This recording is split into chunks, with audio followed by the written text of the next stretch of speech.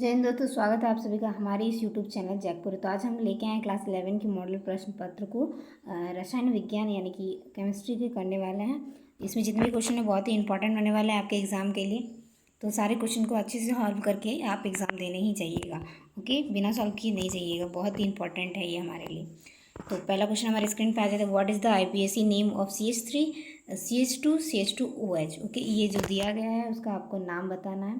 तो इसका नाम देखिए क्या होगा। इंग्लिश से भी क्वेश्चन दिए गए हैं और हिंदी से भी दिए गए हैं। तो CH3 single bond, CH2 single bond है, इसमें डबल बॉन्ड नहीं है। Okay, CH2OH। देखिए OH जो है फंक्शनल ग्रुप है, तो गिनना यहाँ से स्टार्ट करेंगे। ये कार्बन 1 है, carbon 2, carbon 3, C1 C2 C3। Math 8 prop, 3 carbon के लिए प्रॉप लेते हैं। और ये जो है अल्कोहल का है, अल्कोहल का फंक्शनल ग्रुप है। तो इसका क्या नाम हो जाएगा, 3 कार्बन के लिए प्रोप, तो प्रोपेनॉल हो जाएगा। Okay, propanol alcohol. तो इस प्रकार से इसका नाम क्या हो जाएगा, प्रोपेनॉल हो जाएगा।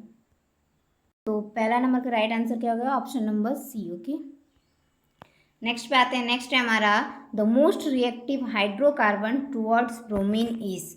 जो मोस्ट रिएक्टिव हाइड्रोकार्बन होता है यानी कि ब्रोमीन के प्रति सबसे अधिक प्रतिक्रियाशील हाइड्रोकार्बन कौन सा है। पहला ऑप्शन है इथेन, दूसरा है इथाइन, ऑप्शन सी है बेंजीन, ऑप्शन डी है इथेन। तो जो सबसे ज़्यादा रिएक्टिव होता है ब्रोमीन की तरफ वो कौन सा होता है, आपको बताना है कौन सा हाइड्रोकार्बन। तो ऑप्शन बी इज राइट हो जाएगा, इथाइन। इथाइन जो होता है मोस्ट रिएक्टिव होते हैं टुवर्ड्स ब्रोमीन, सॉरी ब्रोमीन की तरफ, बेंजीन नहीं। तो इसका right answer option number B. Next question है हमारा, the molarity of a solution containing 5 moles of solute in 2 litres of solution is. देखिए मोलरिटी ऑफ ए सॉल्यूशन, किसी सॉल्यूशन का जो मोलरिटी है वो कंटेन क्या कर रहा है, 5 मोल्स ऑफ सॉल्यूट। सॉल्यूट कितना है, 5 मोल्स दिया गया है। और इन 2 लीटर ऑफ सॉल्यूशन, पूरा सॉल्यूशन का जो वॉल्यूम दिया गया है वो 2 लीटर दिया गया है। तो मोलरिटी का जो फॉर्मूला होता है एम से लिखते हैं, नंबर ऑफ मोल्स बराबर N/V volume of solution, NB/V होता है। ठीक है, तो पहले NB निकालना पड़ेगा आपको, यानी कि नंबर्स ऑफ मोल्स। तो देखिए दिया गया है यहाँ पे 5 मोल दिया गया है। पहले आपको मोल्स ऑफ सॉल्यूट यानी कि NB दे दिया है, निकालना नहीं पड़ेगा। तो आप M बराबर क्या करेंगे, NB की जगह 5 आ जाएगा आपका। और 2 लीटर दिया गया है, वॉल्यूम भी लीटर में दिया है, volume in solution in litre, इसमें कैलकुलेशन में लीटर में लेते हैं। तो इसमें क्या हो जाएगा 2, 5/2, यानी कि इसका जो राइट आंसर आने वाला है ऑप्शन नंबर ए हो जाएगा 2.5 M, यानी कि इसका ऐसा यूनिट M से लिखते हो। ओके, तो मोलरिटी इसका कितना हो गया M, ये 2.5 M। ओके, नेक्स्ट है 4 number, what is the empirical formula of A compound containing 40% of carbon, 6.7% of hydrogen and 53.3% oxygen. इसका आपको एम्पिरिकल फॉर्मूला निकालना होता है। तो देखिए जो जो दिया है, जितने एलिमेंट दिया है उसको पहले सारे एलिमेंट को लिख लेंगे। कार्बन, पहले कार्बन आएगा, फिर आएगा आपका हाइड्रोजन है, फिर ऑक्सीजन है। ये सब कम पहले हम लोग क्या करेंगे, मास लिखेंगे। एलिमेंट का नाम लिख लिया, मास लिखना चाहिए आपको। मास, कार्बन का मास 12, 1, 16। ओके, इस तरह से हम लोग बनाते हैं। और फिर इसके बाद हम क्या करेंगे, अब सॉरी इसका परसेंटेज पहले लिखना है, मास पहले नहीं लिखा जाता है, परसेंटेज लिखना है। कार्बन का हो गया, हाइड्रोजन का हो गया, ऑक्सीजन का हो गया। तो पहले परसेंटेज लिखना है। तो 40% दिया गया है, 6.7 दिया गया है, 53.3 दिया गया है। ओके, इसका एटॉमिक मास क्या है, 12 होता है, 1, 16। उसके बाद इसको क्या करना है, रेशियो निकालना है, इन दोनों का रेशियो निकालना है। तो इन दोनों का रेशियो आप निकालेंगे, यानी कि इसको इससे डिवाइड करना है 12 को 40 से। तो यहाँ पे आ जाएगा 3.3 या 6.7। ओके, आप कर लीजिएगा, मैंने भी कर लिया है 3.3। ओके, उसके बाद क्या करना है, रेशियो निकालने के बाद आपको और एक कॉलम बनाना है और होल नंबर निकालना है। इसमें होल नंबर निकालने के लिए आपको क्या किया जाता है, देखिए बताते हैं। जो सबसे छोटा है इन तीनों में से, ये इन तीनों में से जो सबसे छोटा है उससे क्या करना है, डिवाइड करना है। इन तीनों में से जो सबसे छोटा है उससे आपको डिवाइड कर, देखिए ये सेम है, ये सेम। तो 3.3 है, इससे डिवाइड करेंगे तो होल नंबर यहाँ मेरा 1 आएगा, इसको इससे डिवाइड करेंगे तो ये आ जाएगा 2.0, यानी कि ऑलमोस्ट 2 मान के चलते तो 2 होगा। ओके, और ये जो है इसमें भी 1 आएगा, तो देखिए सी के पास 1 आया, एच के पास, यानी कि एच 2 है, सी 1 है और ओ जो है क्या है 1 है। तो टोटल हमारा होल नंबर में क्या आया, सी 1 आया, सी अनुपात एच अनुपात ओ बराबर क्या आया 1 अनुपात 2 अनुपात 1। दैट मीन्स सी 1 है, एच 2 है, ओ 1 है। तो ये हमारा एम्पिरिकल फॉर्मूला इस प्रकार से निकाला जाता है। इसी से रिलेटेड और क्वेश्चन हमारे इस मॉडल पेपर में दिए गए हैं, तो मैंने आपको एक बता दिए हैं। समझ तो आ ही गया होगा, और इस प्रकार से इसको निकाला जाता है। ठीक है, तो इसका राइट आंसर क्या हो जाएगा, option number A CH2। Okay, next question है हमारा, the total number of orbitals in a shell with n equal to 3। Orbital, total number of orbital shell n equal to 3 लेंगे तो क्या आएगा वो आपको बताना है। तो इसका राइट आंसर होने वाला ऑप्शन नंबर सी 9 आएगा। क्या आएगा, 9 orbitals, number of orbital. Next question है हमारा, the bond angle in NH3 approximately. Angle, bond angle आपको बताना है किसमें, कि NH3 में बॉन्ड एंगल कितना होता है वो आपको बताना है। तो इसका जो राइट आंसर हो जाएगा ऑप्शन नंबर बी 160 डिग्री होता है। ओके, नेक्स्ट है हमारा, देखिए यहाँ पे क्वेश्चन हिंदी में भी दिए गए हैं, आप देख लीजिएगा, यानी कि बंद कोण लगभग कितना होता है। नेक्स्ट क्वेश्चन है हमारा, the heat released when 1 mole of water is formed in a combustion reaction. बोल रहा है कि जब दहन अभिक्रिया में 1 मोल जल बनता है तो उसमें कितना उत्सर्जित होता है वो आपको बताना है। तो इसका जो राइट आंसर हो जाएगा option number B -285 kilo joule per mole हो जाएगा इसका राइट आंसर। नेक्स्ट है हमारा, the conjugate acid of HCO3 - is.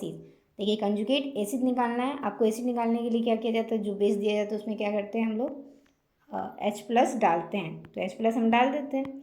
H+ डालने पे क्या होगा, ये 2H हो गया तो H2CO3- हो गया। ओके, तो इसका राइट आंसर क्या हो जाएगा, जब कंजुगेट एसिड निकालने पर तो H+ डाला जाता है, और जब कंजुगेट बेस निकाला जाता है OH- डाला जाता है। ओके, फिर तो इसका राइट आंसर हो जाएगा H2CO3। Okay, option number B हो जाएगा इसका राइट आंसर।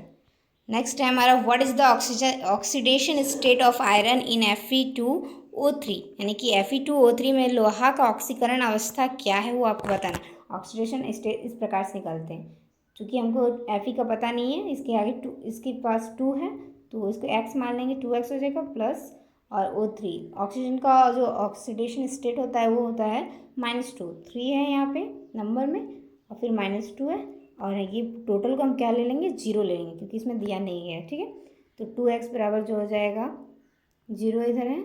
ठीक है, और ये हो जाएगा -6 होगा, लेकिन +6 हो जाएगा जाके, तो 2x बराबर क्या हो जाएगा 6, तो क्या आ गया +3 आ गया। क्या आ जाएगा +3। Okay, option B is correct. Next है हमारा, which of the following is the functional group of aldehyde. Aldehyde का जो फंक्शनल ग्रुप है वो क्या होता है वो आपको बताना है। तो इस जाहिर सी बात है कि इसका फंक्शनल ग्रुप क्या होगा, CHO होता है। देखिए नीचे ऑप्शन दिए गए हैं, option number B is correct. Okay, प्रकारात्मक समूह जो होते हैं देखिए दिए गए, एल्डिहाइड सॉरी कार्यात्मक समूह जो होता है वो क्या होता है, CHO, option number B. Next हमारा, which of the following shows a resonance effect. इनमें से जो रेजोनेंस इफेक्ट कौन दर्शाता है वो आपको बताना है। तो इसमें यहाँ पे जो राइट आंसर होने वाला ऑप्शन नंबर ए हो जाएगा बेंजीन। बेंजीन जो है रेजोनेंस इफेक्ट होता है, क्योंकि इसमें कॉन्जुगेशन होता है, प्लानर होते हैं, तो भी रेजोनेंस इफेक्ट दिखाते हैं मतलब। तो नेक्स्ट क्वेश्चन है हमारा 13 नंबर पे, कि what is the hybridization of carbon in ethene. यानी कि C2H4। तो C2H4 का स्ट्रक्चर कैसा होता है, CH2 डबल बॉन्डेड CH2। तो इसमें जो है कार्बन का जो हाइब्रिडेशन क्या है वो आपको बताना है। तो इसमें कार्बन का जो हाइब्रिडेशन वो sp2 है। ओके, इसका राइट आंसर क्या हो जाएगा, ऑप्शन नंबर ए। नेक्स्ट है हमारा, what is the IPAC name of CH3CH2CHO। तो इसका IPAC नेम आपको बताना है। तो इसका जो IPAC नेम होने वाला हो जाएगा प्रोपेनॉल। ओके, क्योंकि CHO यानी कि एल्डिहाइड का एल्डिहाइड फंक्शनल ग्रुप से है, तो इसका क्या हो जाएगा प्रोपेनॉल। नेक्स्ट है हमारा, the reaction of ethene with hydrogen in presence of nickel is called. Ethene का हाइड्रोजन के साथ रिएक्शन कराना है, किसके प्रेजेंस में, निकल के प्रेजेंस। तो हाइड्रोजन मिलाना है यानी कि हाइड्रोजनेशन कराना है। तो राइट, इसका क्या राइट आंसर होने वाला है, हाइड्रोजनेशन कराना है, यानी कि इस रिएक्शन में क्या नाम होगा, हाइड्रोजनेशन। नेक्स्ट है 16 number, which of the following is saturated hydrocarbon. इनमें से कौन सा सैचुरेटेड हाइड्रोकार्बन वो आपको बताना है। तो पहला है इथाइन, इथीन, मीथेन, बेंजीन। देखिए सैचुरेटेड हाइड्रोकार्बन में क्या होता है, एल्केन आते हैं। तो एल्केन से रिलेटेड क्या है, मीथेन है। तो इसका राइट आंसर क्या हो जाएगा, ऑप्शन सी। नेक्स्ट हमारा which period of the periodic table contains the noble gas helium neon argon.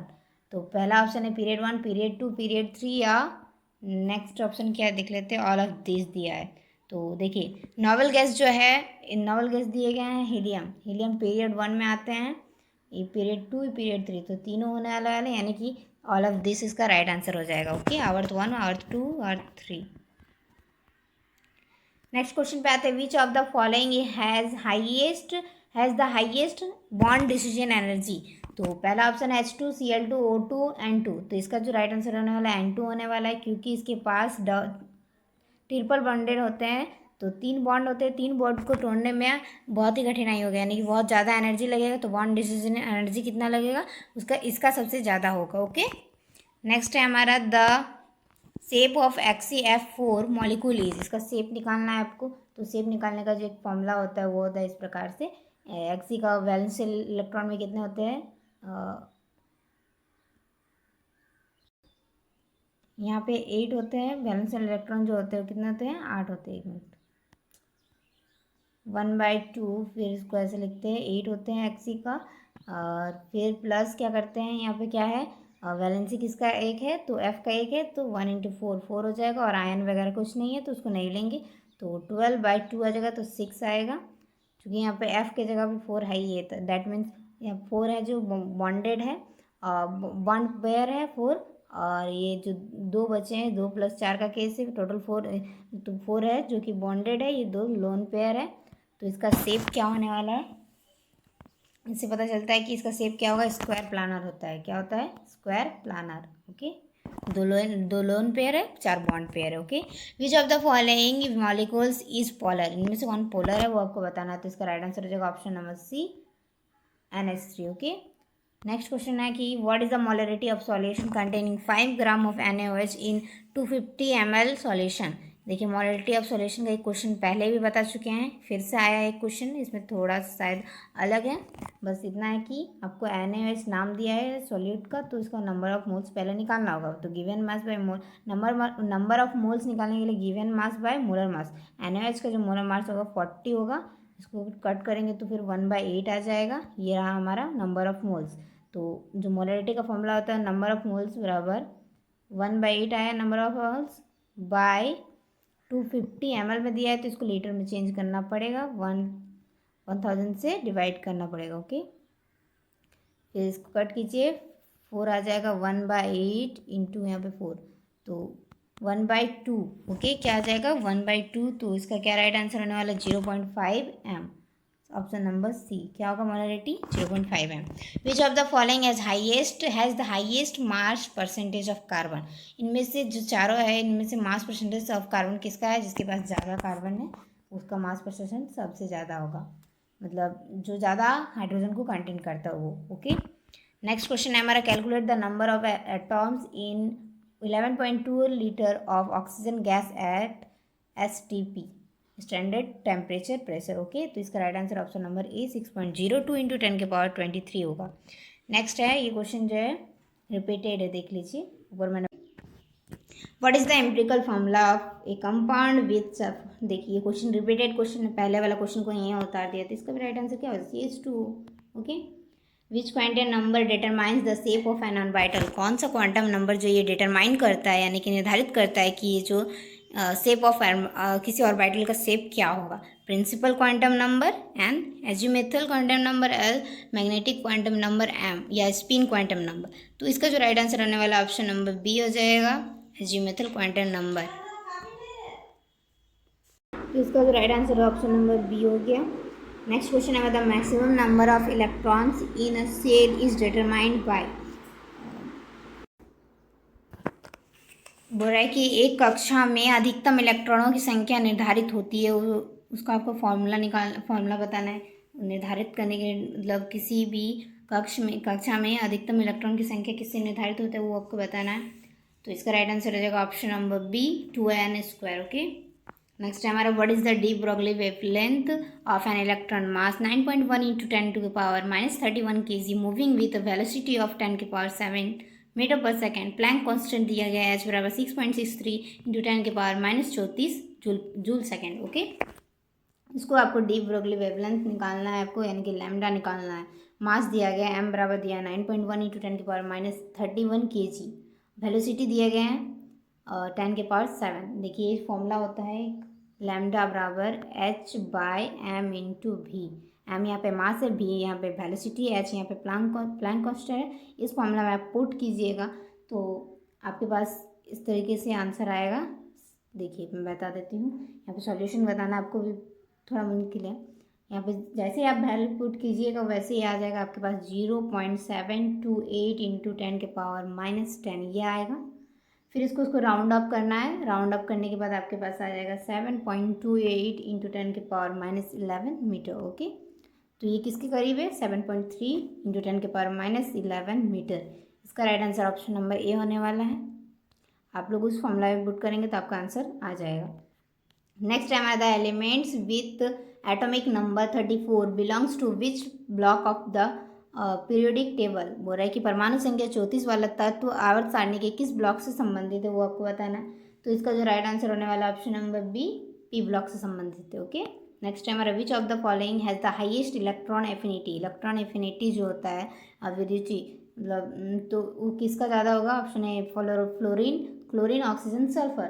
तो इसका जो राइट आंसर होने वाला ऑप्शन नंबर बी, क्लोरीन को। ओके, नेक्स्ट है हमारा the ionisation enthalpy of nitrogen is greater than that of oxygen because. जो nitrogen का आयनीकरण होता है यानी कि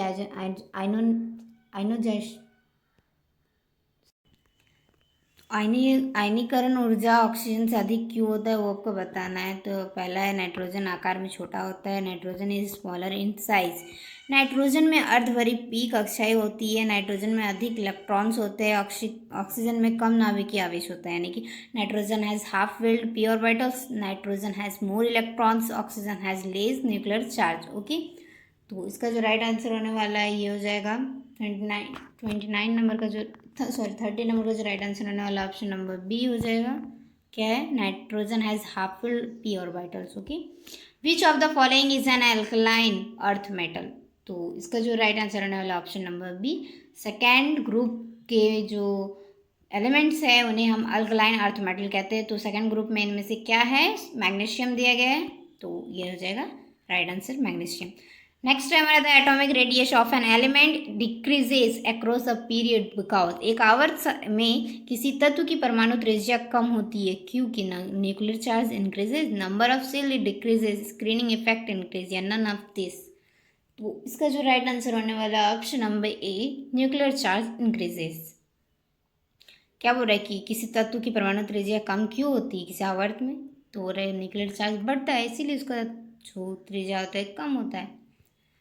In the reaction 2NaCl or 2Na plus Cl 2NaCl, ये रिएक्शन दिया गया है। पूछ रहा है कि विच सब्सटेंस इज ऑक्सीडाइज, यानी कि ये जो रिएक्शन में इसमें कौन सा पदार्थ ऑक्सीकरण करता है। तो इसका जो राइट आंसर होने वाला है ऑप्शन नंबर ए, Na में जोड़ रहा है Cl। ओके, तो क्या होगा? ये ऑक्सीडाइज कर रहा है। नेक्स्ट हमारा the oxidation state of chromium इन। इसमें हम पहले एक क्वेश्चन बताए कि ऑक्सीडेशन स्टेट आपको कैसे निकालना है।